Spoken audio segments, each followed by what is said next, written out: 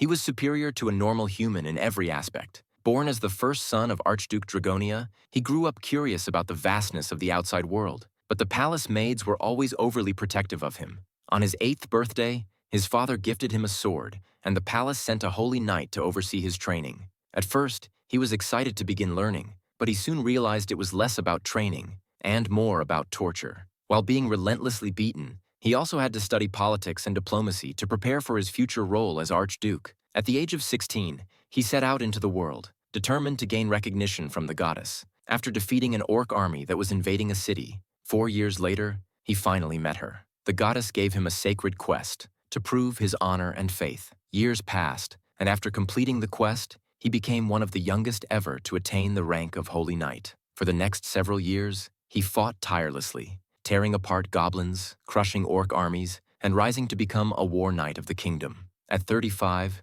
tragedy struck when the king died after battling an archdemon. The goddess intervened and chose him as the successor. With a sacred treasure implanted in his heart, he was crowned king of the Lionheart Kingdom. By the age of 80, he had fought in 3 great wars against the orcs and neighboring empires. One empire's mad emperor sacrificed 3 million citizens in a desperate attempt at eternal life. But in the end, the emperor perished while summoning the Lord of Chaos in the capital. Once again, the Night King had to rally his knights to face this new threat. At 121, despite his best efforts, the world continued to crumble. Only his kingdom remained as the last refuge of humanity. Billions of demons marched toward his land, but he stood strong. Gathering the courage of his knights and civilians, he rode into battle, leading them by example. With his lance raised, he charged into the sea of demons. In that legendary battle, all others perished, except him. He fought alone, tearing apart archdemons one by one. By the time he was 256,